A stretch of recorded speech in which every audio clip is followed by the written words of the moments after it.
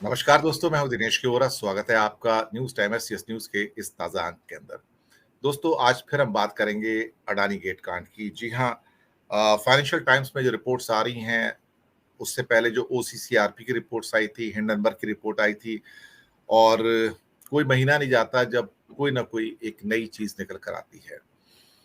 अ, वैसे आजकल महुआ मोइत्रा का नाम भी आ रहा है कि उन्होंने अडानी के मामले में प्रश्न पूछने के लिए कुछ चीजें की हैं। खैर, लेकिन अडानी गेट के साथ वो एक छोटा सा एक इशू है, वो कोई बहुत बड़ा उससे ताल्लुक नहीं रखता है।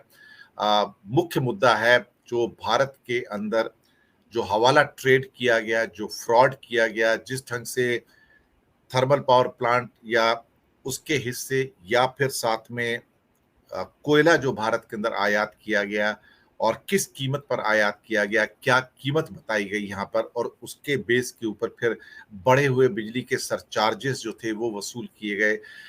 बाहर से सस्ता कोयला मंगा के सरकारों को महंगे रेट पर बेचा गया, और यहाँ तक कि कोल इंडिया लिमिटेड जो कि ऑलमोस्ट 80% भारत के कोयला का उत्पादन करता है, उसके उत्पादन में कमी लाई गई ताकि अधिक से अधिक कोयला आयात किया जा सके। और आयात दो जगह से मेनली होता है भारत में, एक इंडोनेशिया से और एक ऑस्ट्रेलिया से।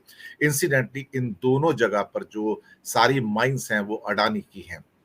आ, कल ही एक बहुत बड़ी रिपोर्ट है और सुबह एक मेरा एपिसोड आएगा कि भारत सरकार ने सन 2022 में, पिछले साल, 3,85,000 करोड़ का कोयला आयात किया। अब मुझे इसके अंदर वो एक बाइफरकेशन जो चाहिए था वो नहीं मिल पाया है कि अल्टीमेटली कितना परसेंटेज इस कोयले का अडानी के द्वारा भारत में आयात किया गया। बहुत सारी चीजें हैं जो एक किस्म से यहाँ पर फंसी हुई हैं। एक जो रिपोर्ट आई है, उससे पहले मैं अपने जो हमारे मेहमान हैं उनका स्वागत करता हूं। हमारे साथ आज बीनू जैन जी और प्रोफेसर अखिल स्वामी जी। सर, आपका बहुत बहुत स्वागत है। अडानी के ऊपर बात तो कर रहे हैं, लेकिन आज कुछ और चीजें भी आई हैं जिसके बारे में मैं थोड़ा सा एक बताना चाहूंगा दर्शकों को, फिर मैं प्रश्न पे आता हूँ अपने मेहमानों के साथ में। वो ये था कि सेबी ने ये फ्रंट पेज न्यूज थी अभी 2 दिन पहले, एक दिन पहले की, इकोनॉमिक टाइम्स की। बाकी पेपरों ने तो अंदर के अखबारों में पन्नों में छुपा दी थी उसको। और न्यूज ये थी कि सेबी ने ओसीसीआरपी, जो कि organize crime and corruption reporting project जो था, खासतौर से जर्नलिस्ट नेटवर्क का, उनसे पूछा कि जो आपने जितने भी डॉक्यूमेंट्री प्रूफ थे आप हमें दीजिए वो। तो ओसीसीआरपी ने कहा कि जितने भी डॉक्यूमेंट्स हमने पेश किए हैं उसके अंदर, वो सारे के सारे पब्लिक डोमेन के अंदर हैं, हमने उनको यूज किया है, तो आप हमसे क्यों मांग रहे हैं, और हमारी ये पॉलिसी नहीं है। दूसरी बात, सेबी ने सुप्रीम कोर्ट को कहा कि अंतिम इंफॉर्मेशन तक पहुंचने में हमें चैलेंजेस यानी कि चुनौतियां हैं, यानी कि जो टैक्स हेवन के अंदर जो शेल कंपनियां हैं जिन्होंने अडानी की कंपनियों के अंदर इन्वेस्ट किया, उनका हमें पता नहीं लग रहा है, हम उसके लिए एफर्ट्स कर रहे हैं। सेबी ने यह भी कहा कि कोर्ट के अंदर की अडानी की कंपनियां जो है टैक्स हेवन के अंदर सिचुएटेड है, और जो इन्वेस्टर हैं वो टैक्स हेवन से हैं। टैक्स हेवन कौन सी? जैसे केमन आइलैंड है, ब्रिटिश वर्जिन आइलैंड है, साइप्रस है, दुबई है, मॉरिशस है, सिंगापुर है, ये यहाँ की बात हो रही है। हांगकांग इसमें आता है। ओसीसीआरपी ने यह भी कहा इसमें कि अडानी की कंपनियों ने अपने कंपनियों में किस ढंग से इन्वेस्ट किया है, वो routed the fund through various tax haven, यानी कि भारत से जो हवाला का पैसा था किसी भी एक तरीके से, मैंने कई अपने एपिसोड में बताया कि वो पैसा सबसे पहले यहां से दुबई या साइप्रस जाता था, या फिर किसी और टैक्स हेवन जैसे कि केमन आइलैंड या ब्रिटिश वर्जिन आइलैंड में जाता था। वहां से वो पैसा घूम के वापस दुबई आता था। दुबई में उसको गौतम अडानी के बड़े भाई विनोद अडानी चैनलाइज करते थे। वहां से ये पैसा मॉरिशस जाता था। मॉरिशस में कई कंपनियां खोली गई, पूरा एक ओपेक स्ट्रक्चर बनाया गया था। उनको खोलने में नासर अली शाबान अली ने सहयोग दिया था, साथ में चैंग चुंगलिंग। ये दोनों एक समय में अडानी की कंपनियों में बड़े इन्वेस्टर रहे हैं। वहां से फिर मॉरिशस से पैसा भारत में आता था और उसको यूज किया जाता था स्टॉक्स को खरीदने में, अपनी स्टॉक्स को खरीदने में, अपना ही पैसा। ओसीसीआरपी ने यह कहा था कि हमारे पास जितनी भी अडानी की ग्रुप मेल्स हैं, जो रिकॉर्ड्स हैं, जो डेटा है, उसके द्वारा ये बिल्कुल साबित होता है। और सारे के सारे जो फंड्स जो थे रूट किए गए हैं, वो चैंग चुंगलिंग, नासर अली शाबान अली के द्वारा किए गए। और सारी शेल कंपनियां, चाहे वो हांगकांग में थी, सिंगापुर में थी, मॉरिशस में थी, या फिर इवन साइप्रस और दुबई के जो बाहर थी, वो सारी की सारी इन दोनों के द्वारा खोली गई थी। इसके अलावा ओसीसीआरपी ने कहा कि जो डॉक्यूमेंट हमने यूज किए हैं वो पब्लिक डोमेन में है और ऑलरेडी हमारी रिपोर्ट्स में है, से वी कैन यूज देम। 2014 का डीआरआई का लेटर भी था जिसमें बताया गया था कि किस ढंग से पावर प्लांट को या पावर इक्विपमेंट्स को दुबई से आयात किया गया था और 100 रुपए की जगह 200 रुपए दिए गए थे। क्यों दिए गए थे उसका एक कारण था कि मैंने 100 रुपए सिर्फ एक स्पेकुलेटिव प्राइस बताया है कि 100 रुपए की जगह 200 रुपए क्यों डिक्लेयर किया, क्योंकि 100 रुपए अगर ड्यूटी सपोज करो कस्टम ड्यूटी 5% आती थी तो वो व्यक्ति 200 रुपए की कीमत यानी कि 100 से 200 करके उस पर 10 रुपए की ड्यूटी क्यों दे रहा है, क्योंकि उसमें उसको जो पैसे बाहर भेजने हैं वो एक्स्ट्रा वो ब्लैक मनी होता है जिसको कि आप डॉलर में कह सकते हो, इसका हवाला कह सकते हो। तो वहां पे जाके जो 100 रुपए एक्स्ट्रा उनके पास जाते हैं अपनी ही कंपनी को जो विनोद अडानी की वहां पर है दुबई में, वो पैसा वहां से निकल के फिर मॉरिशस जाता है और घूम के अपने स्टॉक में इन्वेस्ट होता है व्हाइट होके। ये सारा का सारा चक्कर वहां पर था। और जो भी शो कॉज नोटिस डीआरआई के द्वारा दिए गए थे उसको सी स्टैट एक ट्रिब्यूनल है जो कि सेंट्रल एक्साइज कस्टम्स का जो ट्रिब्यूनल है उसने उसको क्वैश कर दिया था। तो इसका मतलब एक चीज और कंक्लूसिव थी इसके अंदर कि जितने भी ट्रांजैक्शंस हुई हैं जो ये सब टैक्स हेवन से वो अडानी फैमिली के जो मेंबर्स हैं उनके द्वारा होती हैं। तो ये काफी चीजें हैं जो हमारे ऑलरेडी सामने हैं। उसके अलावा और भी काफी डिटेल्स मैं समय समय पर प्रस्तुत करता आया हूं। और कोयले की दलाली आप सबको पता है, राहुल गांधी ने क्वेश्चन को लगातार उठाया है और अभी 2 दिन पहले भी उन्होंने उठाया था कि कोयले के अंदर कैसे कम कीमत पर कोयला आता है और यहाँ कीमत बढ़ा दी जाती है, उसके बाद बढ़ी हुई कीमत पर या तो बेच दिया जाता है उसको थर्मल पावर कॉर्पोरेशन को, या फिर किसी अपने थर्मल पावर प्लांट में आता है तो उसके नाम पर एक्स्ट्रा जो कहते हैं कि सरचार्ज वसूला जाता है।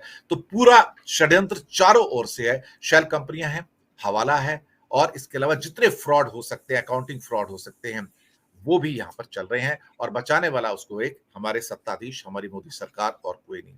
और ये जुगलबंदी क्या है ये सबको पता है।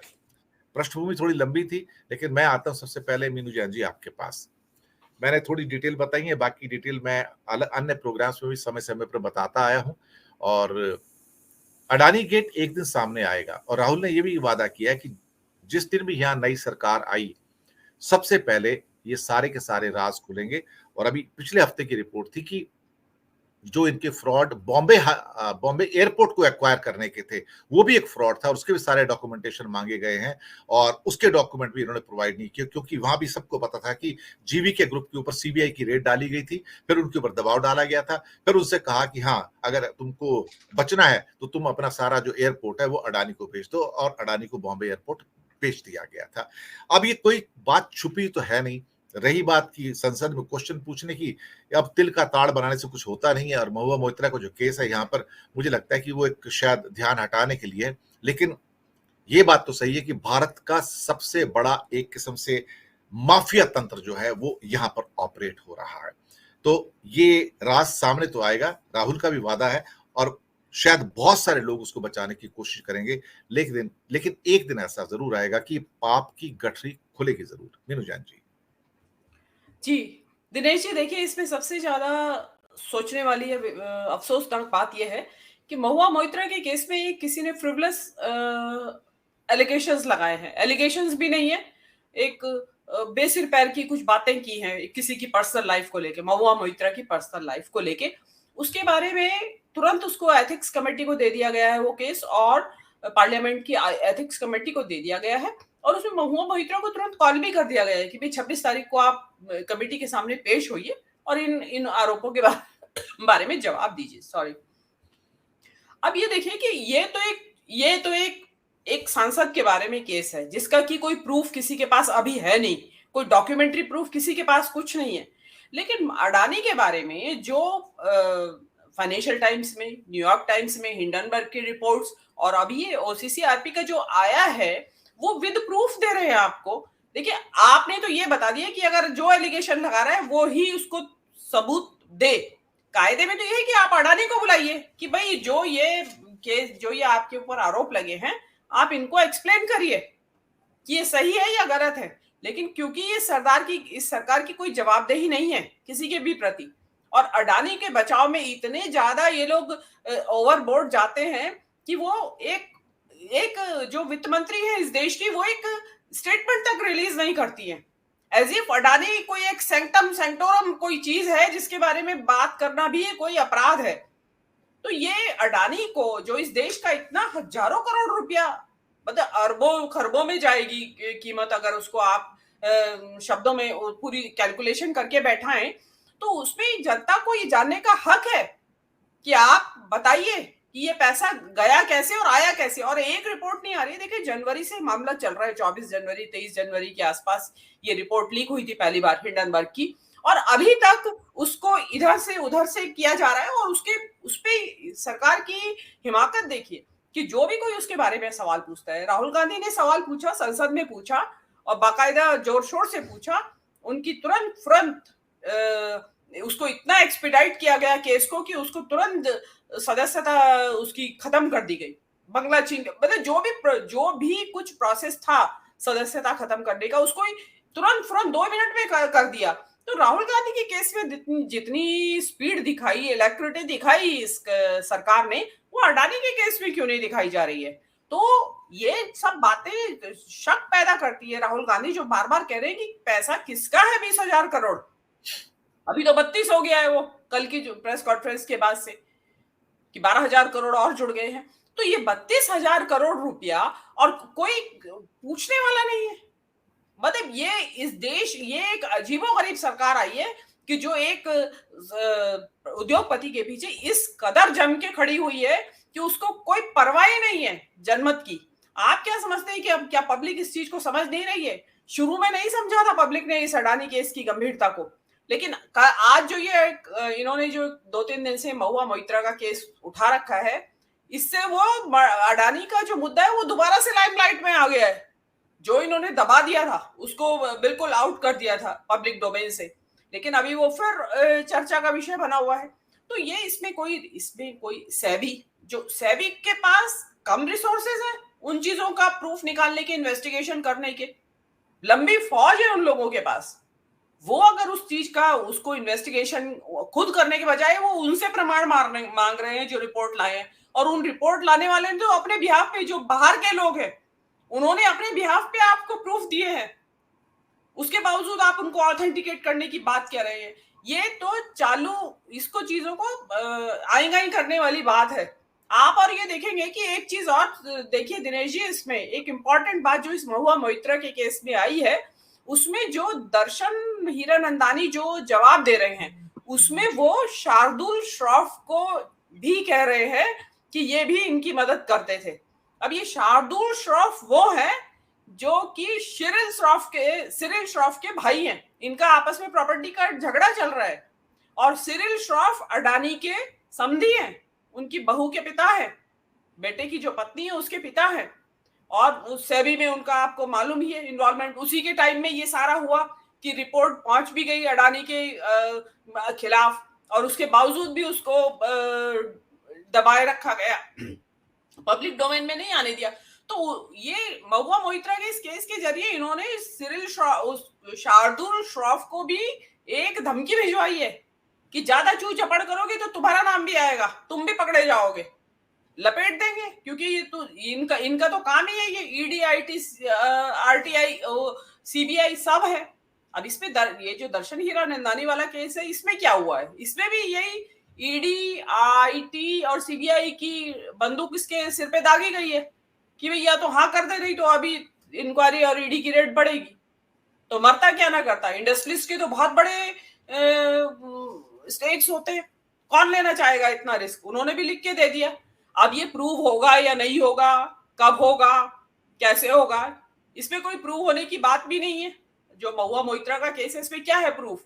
गिफ्ट लेने का और देने का। ये थोड़ी कि महुआ मोइत्रा के नाम से बिल लिए गए होंगे गिफ्ट देने वाले ने, कि आप किसी को गिफ्ट देते तो क्या उसके नाम से बिल फड़वाते हैं? अपने नाम से लेते हैं। तो उसमें केवल लॉगिन आईडी का प्रॉब्लम है, एलिगेशन है जो। अब अगर वो हुआ होगा तो डेफिनेटली उसके तो 100 रास्ते हैं इन लोगों को, वो तो तुरंत उसको पकड़ लेंगे, जो भी कुछ करेंगे।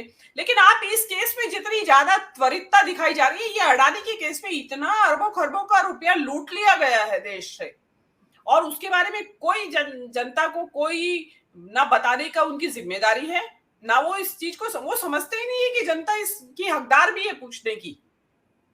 उनको लगता है कि सब बकवास है, तुम्हारे मतलब की बातें नहीं है, तुम अपनी वोट दो और हिंदू मुस्लिम करो, वो है तुम्हारे हिस्से का काम। ये जी। अभी चल रहा है। जी, दिनेश जी।